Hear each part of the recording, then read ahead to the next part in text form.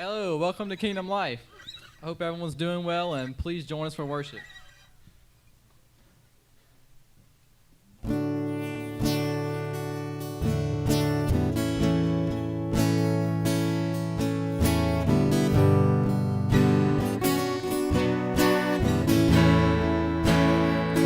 Our favorite child song that lay between us, a high blue mountain I could not find.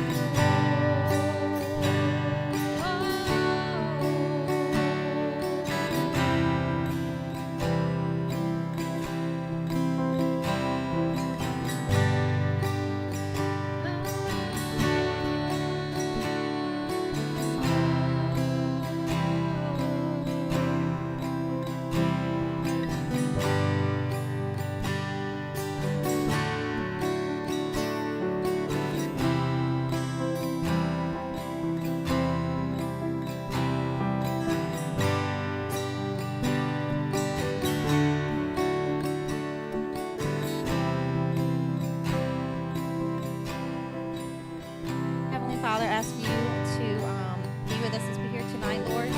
Ask you to give me the words to say to get your message across. Ask you to bless us all as we leave here, as we congregate here, as we go through the week, Lord. In Jesus' name I pray. Amen.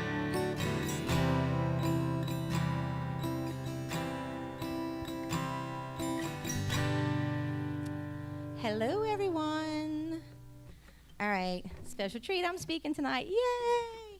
Yeah, right. Okay. Anyway, I do have a special treat for you guys. Some of us older people, older than you, younger people here, some of them not too much older than y'all, but still older, have a message to give y'all, and Brother DJ is going to play that for us real quick. So hold on.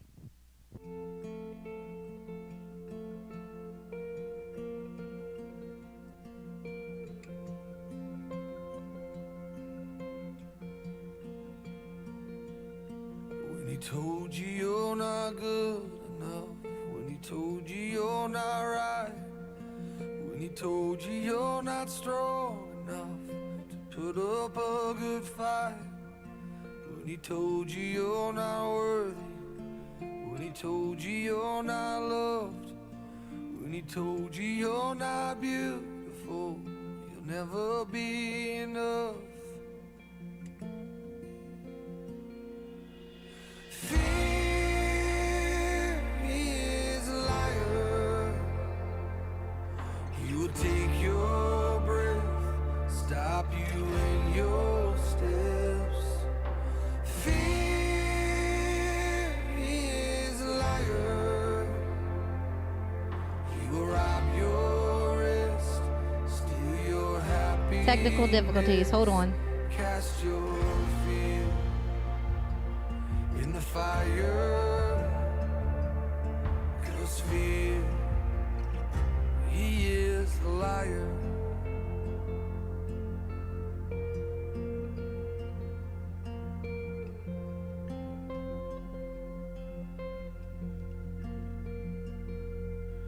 When he told you you were trouble, you'll forever be alone.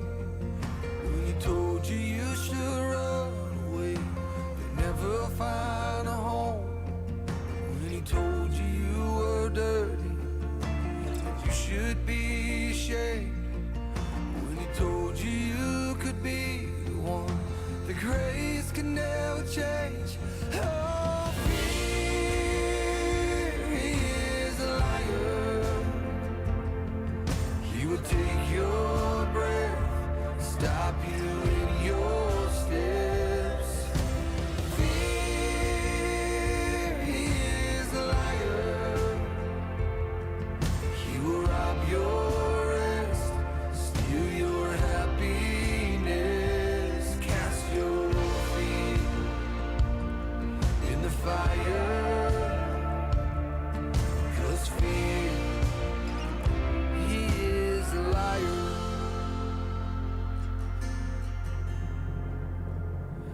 Let your fire fall and cast out all my fear.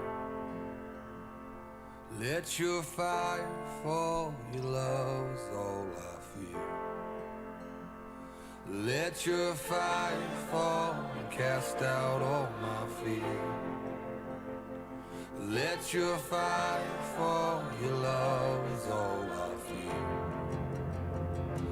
Let your fire fall and cast out all my fear. Let your fire fall, your love is all I feel.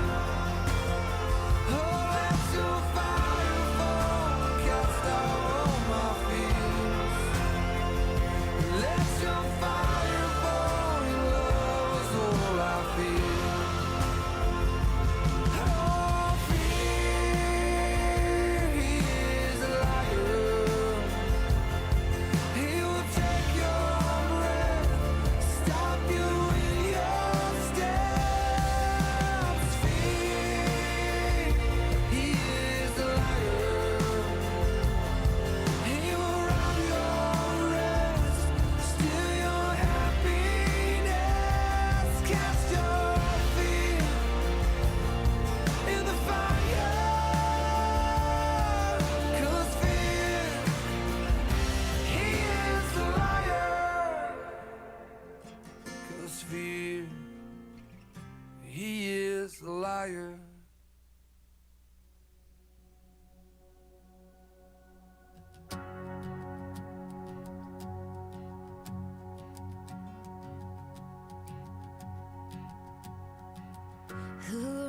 that the highest king would welcome me.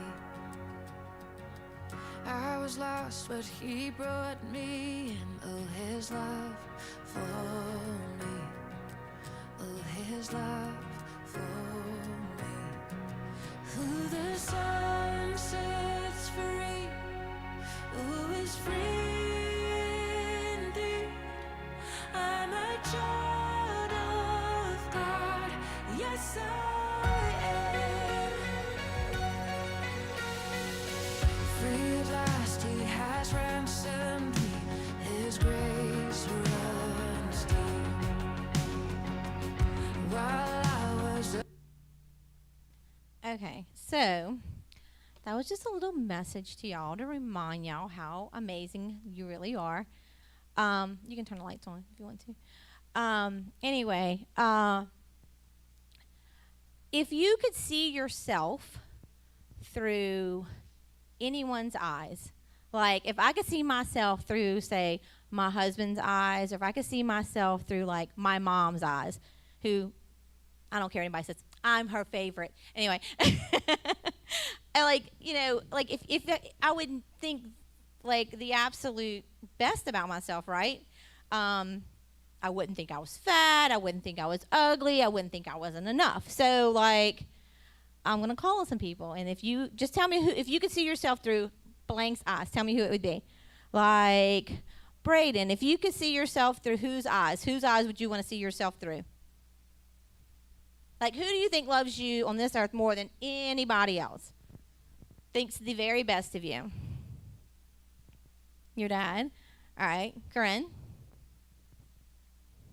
Your mom. Okay. Josh. Your family. You sure about that one? I'm just kidding. All right, Ethan. Your mom and dad. Keaton. All right. Anybody, like anybody. It could be like, you know, anybody. We're going to come back to you on that one because I don't think you want to know what he thinks. All right. Your dad. Okay. Roman. Your friends. All right. Caleb. With family. Okay.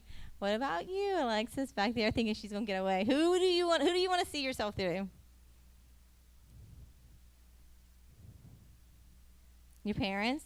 Okay. So, yeah, like, Charlie Joe, who do you want to see yourself through? Like, it could be living or God. God, yeah.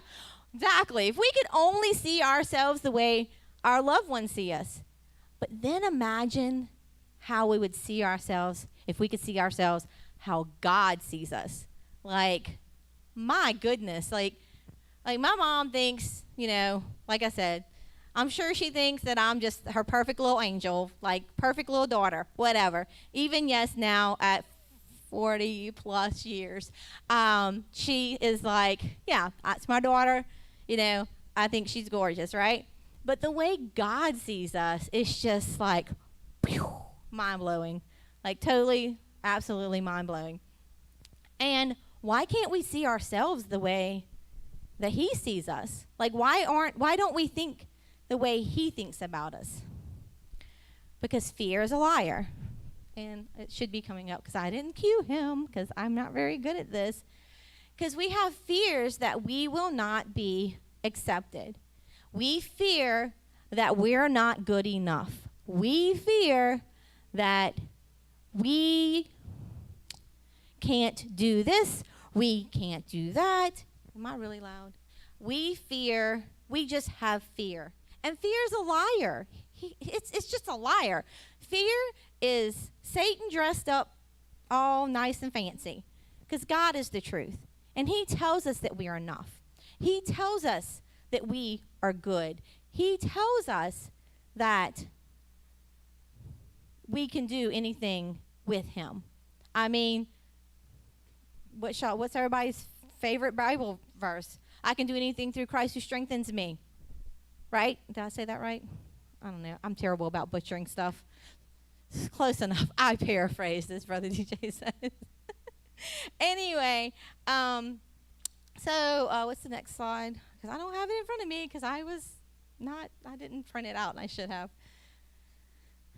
Yeah. Sometimes we may feel insignificant, but in Genesis 1, it says that humans were made in the image of God and given the task to rule over God's creation. So guess what, guys? We are rulers. It may be a rulers of lizards, but we are rulers.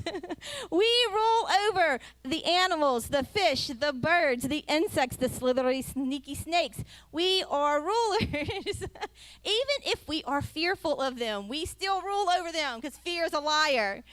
Anyway, so like God in Genesis, he created us to be, I feel like I'm screaming, to be the rulers. And I'm going to pull it up because I'm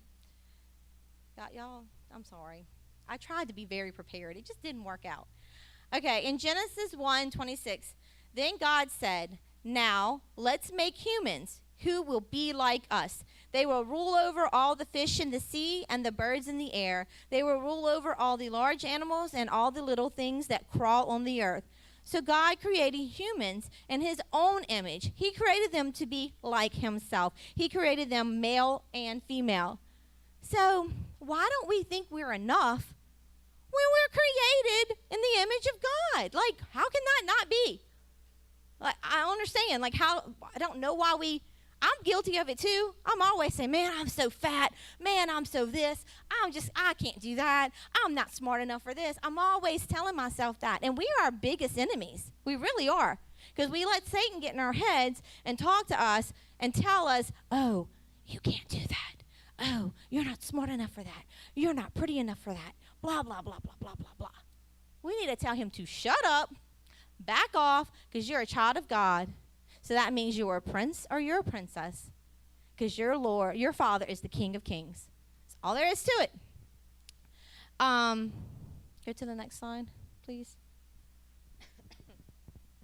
Okay, the human's body, I'm going to have to read this because, again, didn't print it out, wasn't thinking. The human's body is amazing, incredible, and even mind-boggling. Do y'all know any really interesting facts about the human body? That's just like, what? Y'all know anything? What you got, Ethan?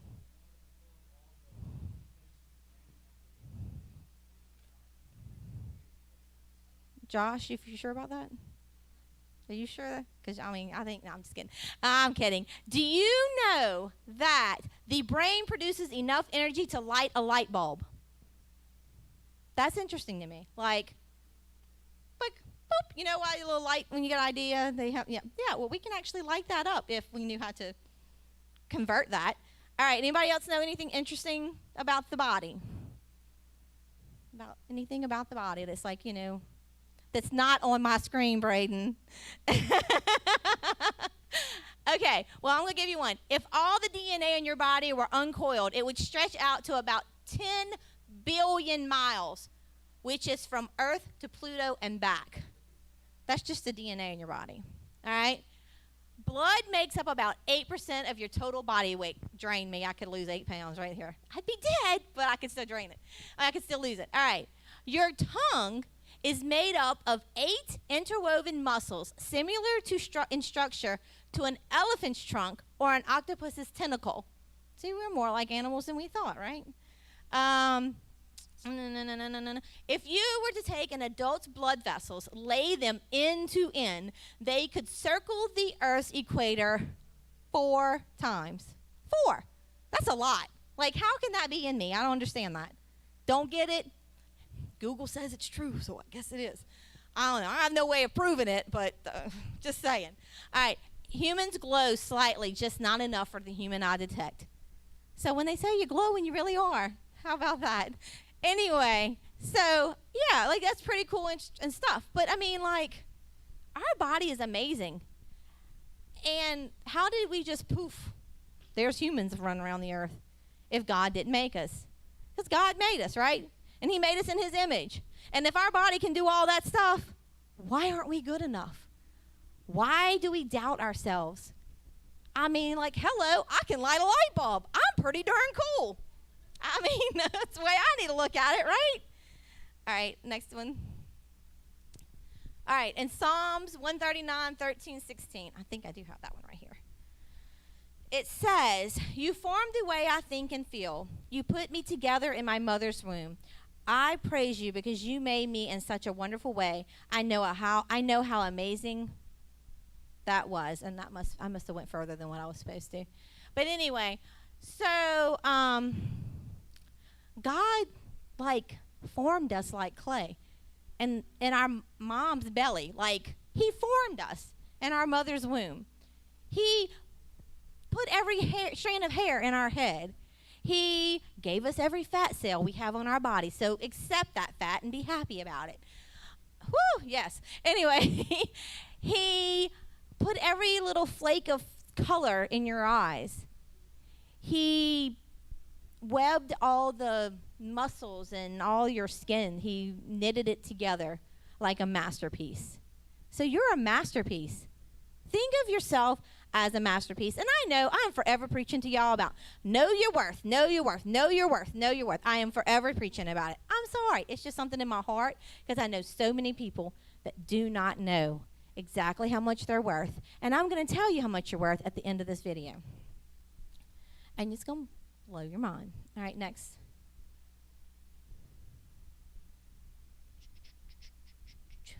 You are wonderfully made in God's image. Who can argue with that? Can anyone argue with that? I mean, if you're going to be like anybody or any being in this world or beyond this world, who would you want to be? Who would you want to be like?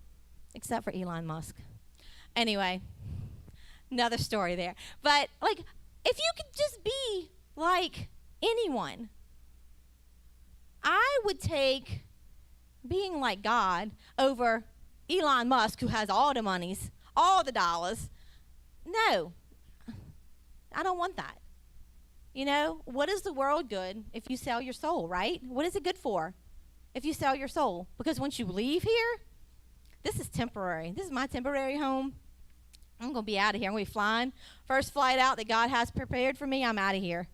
So I don't want to be the most rich and powerful person because that's going to take away what God intended me for to do. I would not be probably speaking to you guys if I was this all rich, mighty, powerful person because I would think that my doo-doo didn't stink and I would just be in some little snobby area, not in Lauranja, Louisiana, I assure you, which I love it here, but I probably wouldn't be here because, I mean, face it, what am I going to do with all the millions of dollars if I'm in Lauranja, Louisiana? Buy up all the land. I would give it away. That's exactly what I would do. That's why I will never have all the money because I give all my money away. But, shh, don't tell my husband that. Anyway, probably so. So anyway, so we are wonderfully made just like God. Like God made us in His image, and we don't need to question that. Okay, you can go to the next one. Ephesians 2:10. God has made us what we are in Christ Jesus. God made us new people so that we would spend our lives doing the good things He had already planned for us to do. So all the good, He already knew what we're going to do. He's just got to put us on the path. And as long as we take the path that He puts us on, we're going to do those good things. Now, if you stray off that path, you might miss out on blessing someone. You might miss out on doing the good that you were meant to do because you strayed off the path. And that's when fear comes in, because normally you're going to stay on that path, on the path that God wants you on, unless you let fear speak in your little head and you think that, oh, I don't need to go down that path. It's boring. You're fearful of not having an interesting life. So you go down this little other path and you're doing things you shouldn't be doing, and you miss out on all those good things God had planned for you. And I wouldn't want that. I mean, I'm sure I missed out on lots of blessings because I know in my life I have veered off the path, and I have gone on the side of the road and gone in some ditches and all the, craziness, and I've missed some blessings that God intended for me to give. However, I try very hard to stay on that path. Anyway, go ahead. Next one. So, when you start feeling like you aren't deserving, like you aren't enough, remember this. Remember this as the price has been paid. Sorry, I blubbered that up. I'm going to read y'all an article real quick, and I kind of cut some of it out because it's like 2 pages long and it's really long, but Brother Wick, will you turn down the light real quick for me? There's not a video. I just really want y'all to pay attention, and I want y'all to listen, but I have to be able to see this. So, okay, good. All right. It's a doctor that he's a Christian doctor, and he researched and dug into the actual crucifixion. Like, he dug into what it all entailed. How many of y'all have seen The Passion of Christ? Like, all of us older folks have seen it. All of us over 18 have seen it. Okay. Well, it's a pretty brutal movie about the crucifixion. And from what he's saying, it didn't do it justice. So I'm going to read to you what he has written. His name is, let me find it real quick. I'm terrible about, Lee Strobel, a Christian apologist and former legal journalist. No, he's the one that did the paper, I'm sorry. And Dr. Alexander Matherall. And it was the New York Times bestseller, The Case of Christ, a journalist's personal investigation of the evidence of Jesus. All right, so if y'all want to look it up, I can even give y'all the website. Yeah, I have it down here. If y'all do want to go and read it, like all of it in full. But it says, the torture inflicted on Christ was so intense that at the time, no word existed that could capture the essence of his suffering. Can y'all imagine? Like, there was no word. There was no way to explain what he was going through. Today, the word that attempts to do so is excruciating. I believe it is derived from Latin excruciare and crucify. So it would have been later, after the crucifixion, that this word was invented. Strobel told the Christian Post in a recent interview, he explained that the word was invented to capture extreme pain and suffering and literally means out of the cross. Some people may have a general understanding of how Christ was tortured. Maybe they've seen the 2004 film, The Passion of the Christ, which depicts how the Savior suffered, bled, and died for mankind, and figured they had seen all that they had need to know regarding the extent of his pain. The following details from Matherall, however, just might make them think twice. In the case of Christ, Strobel says, Matherall explains that Jesus had likely been close to death before he even reached the cross. As the flogging continued, the lacerations would tear into the underlying skeletal muscles and produce quivering ribbons of bleeding flesh. You can go to that next slide. When Christ prayed in the garden of, I can never say it, Jonda. Gethsemane. I can't even say Chesterton. I can't say Gethsemane. Anyway, in that, before he was captured, he sweated blood out of distress about the crucifixion. How many of y'all knew that's an actual medical thing? Like, you can stress so much that you sweat blood. This known medical condition called hematidrosis. I probably said that wrong. It's not very common, but it's associated with a high degree of psychological stress, Matherall adds. What this did was set up the skin to be extremely fragile so that when Jesus was flogged by the Roman soldier the next day, the skin would be very, very sensitive. Roman floggings were known to be terribly brutal. They usually consisted of 39 lashes, but frequently were a lot more than that. The soldier would use a whip of braided leather, thongs of metal balls woven into them, he continued. Then the whip would strike the flesh. These balls would cause deep bruises, which would break open with further blows, and the whip had pieces of sharp bone as well, which would cut the flesh severely. The back would be so shredded that part of the spine was sometimes exposed by the deep, deep cuts. The whipping would have gone on all the way from the shoulders down to the back, the buttocks, and the back of the legs. It was just terrible. A 3rd century historian described a flogging by saying, the sufferer's veins were laid bare, and the very muscles and bowels of the victim were open to exposure. Matherall adds, we know that many people would die from this kind of beating even before they could be crucified. but Christ survived only to face more suffering on the cross. Methrall then provides further medical analysis as he describes the site of the cross where, where there was a vertical beam already on the ground. The Romans then drove a tapered spike through Christ's wrist, attaching him to a horizontal beam called a patibulum. This was a solid position that would lock the hand. If the nails had been driven through the palms, his weight would have caused the skin to tear and he would have fallen off the cross. So the nails went through the wrist. So they went through those bones right there on your wrist. It's important to understand that the nail would go through the place where the median nerve runs. Methrall says, explaining that this is the largest nerve going out of the hand and would be crushed by the pounding nail. So do you know the kind of pain you feel when you bang your elbow and hit your funny bone? It's not very funny. Well, picture taking a pair of pliers and squeezing as he twists his hands and crushing that nerve. The pain was absolutely unbearable. Jesus' feet were nailed, and those nerves were similarly crushed. The doctor explains that Christ's arms would have been stretched 6 inches and his shoulders dislocated. Strobel notes in his book that Methrall provides explicit details about how Christ died an agonizing, slow death by asphyxiation.